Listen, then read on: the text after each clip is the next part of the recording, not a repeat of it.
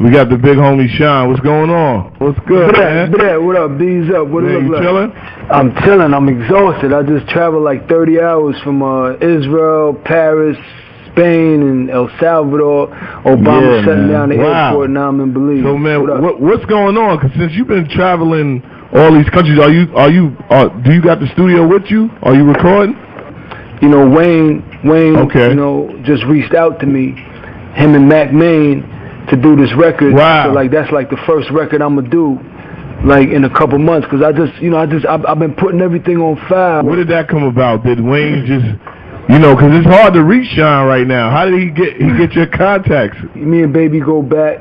Me and Wayne go back. And I pay homage to Wayne in a few of my records, even in that King David record. I'm like, I'm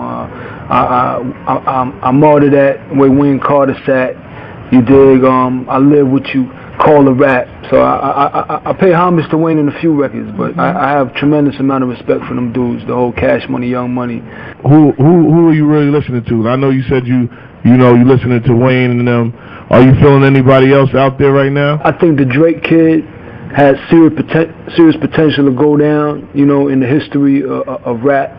I definitely I get inspired. He's not really a rapper. He's a musician. You dig? He sings and he makes great music. I'm inspired by what he does. The Kanye record is a great record. You dig?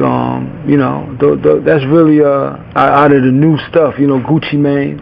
You dig? I'm definitely a fan of his, but that's pretty much it. Has anybody from like the industry reach out? I know you said Wayne reached out at like the I got a Gucci Mane record. Oh, that's gonna be that'd be crazy. Yeah, I got a Gucci Mane record. Game. That's always my little bro right there. You dig? So I got a record with me, him, and Pharrell. So we got we got a few. I try to stay away from certain people. I'm really about truth. So if you're lying and if you're not who you say you are, I really can't have anything to do with you. So most of the people that I interact with are honest people that, they are who they are. Drake is a kid that says, listen, I'm not from the streets, please, I'm just making good music. Kanye is a dude that doesn't try to be anything other than who he is. Wayne is really off the block. Like all the kids that I respect and admire are truthful people. I like the kid Luke Fiasco. I think he's extraordinary. You dig? So I'm really about truth, man. If you're being honest and you have integrity, I'm all for you. I mean, a lot of people who've been watching you throughout your career have seen a drastic transformation. And I don't know if you've ever addressed that or really had the opportunity to tell them what's going on with you right now. I don't try to do this, man. My life is too serious, and I've been through too much to contemplate this. I just do. You dig? When I was sitting in the cell and them cops was trying to beat on me, so I had to beat on the cops. You dig? When I was sitting there watching my mom's leave a visit and my heart was pumping out my chest. You dig? I don't got time to be sitting there coming up with a personality or coming up with a character. Whatever you hear is what came out. You dig? And I don't have time to fight, what's coming out. I think it sounds good. I like the way I'm flowing to the records. But art has always been subjective. It was never guaranteed that you was going to come out with a record and everybody was going to love it. Because we need to do a quick recap of history as to when I first came out. When I first came out, everybody was screaming blasphemy. Oh, he's trying to be like B.I.G. Oh, what's Puff doing over there? Bad Boy. Oh, we hate this guy. And it took song after song, after performance, after interview, after videos. It took a real campaign for people to be like, yo, all right, I'm jacking this dude. Yeah, okay, all right, yeah, I understand it. I get it. That's Shyne. That's how you sound. That's who he is. I'm feeling this dude. Hat low, going to court, fighting for his life. I'm feeling something. It took like an entire year, an entire trial of the decade. It took a while for the audience to grow with me and really understand me. The album definitely was a classic. It's just that right now, far as, the changes of your voice, you don't sound like, when we talk to you right now, you sound like the Shyne on the records. then when we hear you on the record, Yeah. it's a different voice. Now, are you changing your voice? I don't know. Listen, you never met a brother like me. Hold on, I'm a girl right now. You never met a brother like me. That's unlikely. After the boys they tried to indict me. You enticed me. I love them high heels. Never mind the fact that you was rolling with my rivalries. They pale in comparison. I turn you on to something. You could burn down Madison. I hear you looking like Marilyn Monroe, ma. Yeah, it's Poe, ma. I mean, it's the same voice. That's the Poe I know, bro. But it don't sound like that on the record. It don't sound. I don't know. If the people want that Shyne back, what do you say to that? I mean, again, I said what I just said. You know, you have to understand the difference between me and the difference between everybody else. You know, I was talking to Fat Joe the other day, you know, and he was like, yo, it's entertainment. And I was like, that's the difference between me and a former correction officer or any of these other dudes. It's not entertainment for me. You dig? Whatever I give you is me. You understand? Yeah. So I make music. I make music, unfortunately, in a quasi selfish way. Like I'm not making music saying, "Yo, I want to sell 1 million records." "Yo, I want to be the hottest dude, #1 on the charts." I don't do it like that, man. Music for me was how I stopped myself from going crazy. You understand? Over the last 10 years. Music for me was how I stopped myself from catching a few bodies and getting caught while I was in the pen. So music for me wasn't a way to make money or a way to impress people. It was just a way for me to express what I was going through. And I'm confident that over live performances, over me coming back to America, you understand, and meeting people and talking to people like we having this conversation right now, that people are gonna get with the new Shyne, because that's who I am. I'm not coming up with this personality. That's just who it is. Because most of these artists have never lived what I've lived. So here you have a fellow that spent 10 years dead. You understand? Again, like I said, when my mom's got off that visiting floor and she was bawling and crying, what you think I did? I had to be strong. I wanted to cry. I wanted to be like, nah, ma, but I had to be strong, and I had to be straight, and I had to make her feel right. When she started laughing, I wanted to smile, but I couldn't smile because I couldn't let her think that I was happy. So that's being dead. That's having no emotion. When a dude start talking slick in front of the cops, what I could do? I can't poke him up right there because I'm going to get caught and I never go home. So I got to wait a week. I got to be cool. I got to walk around the jail like ain't nothing happening. And then when his body drop, nobody don't suspect me. So this is 10 years. This is not 10 months or 10 weeks of living like this. This is 10 years of being in a cell, you know, waking up, looking out the window, and ain't nothing out the window but a brick wall. You understand? This is 10 years of police banging on your door. Wake up! This is 10 years of your mom saying, look, they just made me take off my bra, made me take off my underwear. They treat me like a criminal coming in here. I'm never coming to see you again. This is 10 years of that, bruh. So like when I first came out and I got in the studio, I didn't know how to let loose. You see how I'm letting loose right now? I didn't know how to do this because I've been holding this back. I've been holding it back for so long, for 10 years, bro. Like 10 years, you done had a son. He done, you know, started junior high, done went to high school. Like, you did. So now I'm getting it back. You know, that vintage classic Shyne Poe is coming. So I'm going to just keep making records, man. I'm confident that at the end of the day, it's going to be all right. Any word on your comeback to the United States? Any updates with that?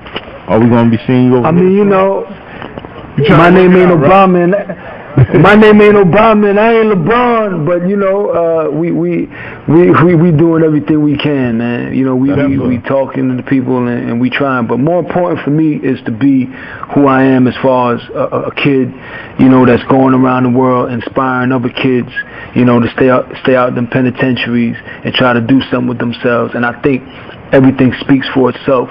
So if I just keep being me, sooner or later, the United States is going to have to open the doors so I could go get them kids in Southside Chicago and get them kids in Brooklyn and them kids in Athens Park, you know, that are killing each other. That need someone like me to tell them, nah, don't do that. Let me ask you something. the whole Bad Boy situation. We have Bloom now, you know, that transformed into his religious acts. Did you ever take notice of that? I mean, you know, for me, like you listen to King David. King David ain't religious.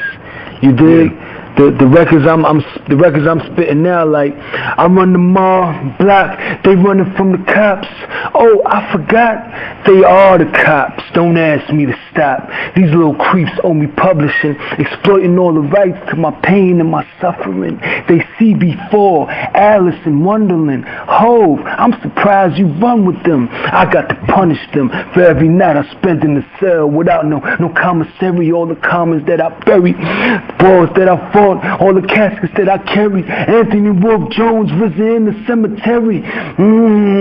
Too much blood on this life, too much pain, too much scars for these creeps come along, rap about it in their songs. Don't talk about it if you ain't one of ours.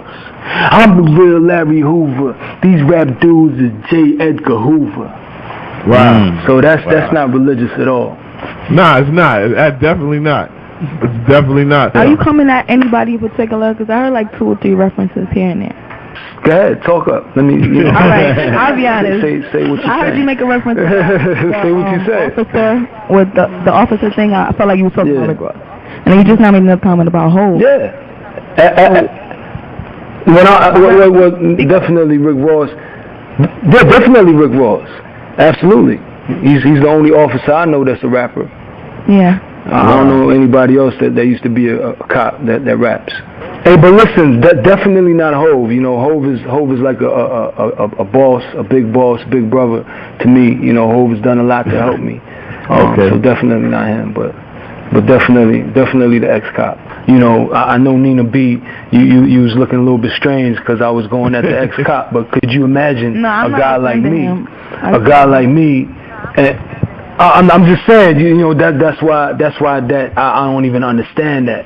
You know, hip hop comes from the gutter. Hip hop comes from the strugglers, from the dudes that's in prison. So for a dude that used to lock dudes in, you understand, for the dude that used to be like, yo, on the wake up, you know, you got to visit, for that dude to turn into the biggest gangster rapper is like shocking to me. I don't even understand that. That makes no sense to me. That's an atrocity. That's blasphemous, because there's people that are really suffering.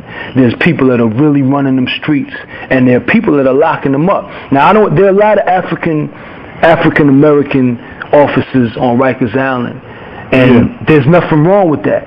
You understand? They got to earn a living, and they got to do what they got to do. And a lot of them took care of me.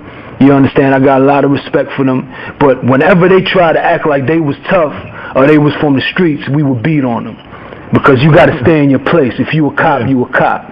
You understand? Yeah. And we going to respect where you at, and we going to draw the line.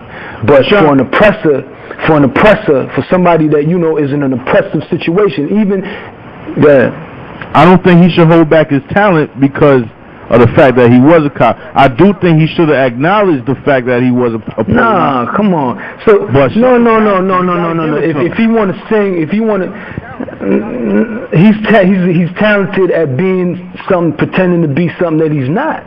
You understand? He's not no drug lord. He's not no Teflon Don. Come on, man. If he want to sing about, you know, how daisies bloom in the summertime, he can do that all he wants. But if he was so talented, you know, all right.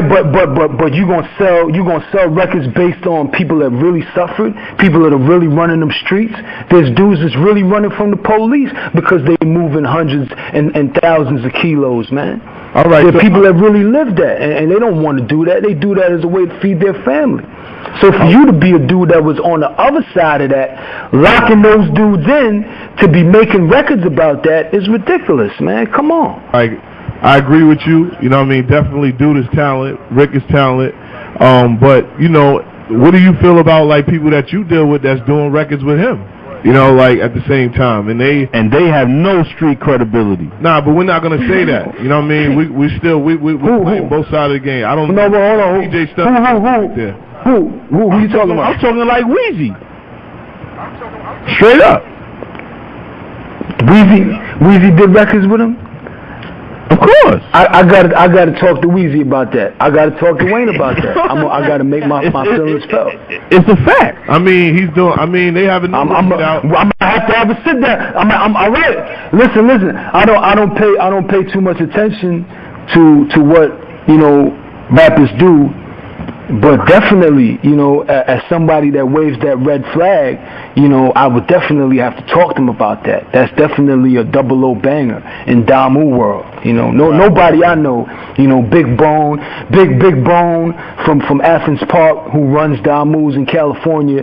They wouldn't even look at this dude. This dude couldn't even walk on the same block. Even the Blue Flags, Big U and them dudes. Nobody would talk to these dudes. All the real gunners and all the OGs are in disbelief at the pass that this dude gets. So definitely I would express, my opinion to Wayne that's definitely a 00 banger, Definitely. All right, Shyne, man. I know you're busy right now. You gave us a whole lot.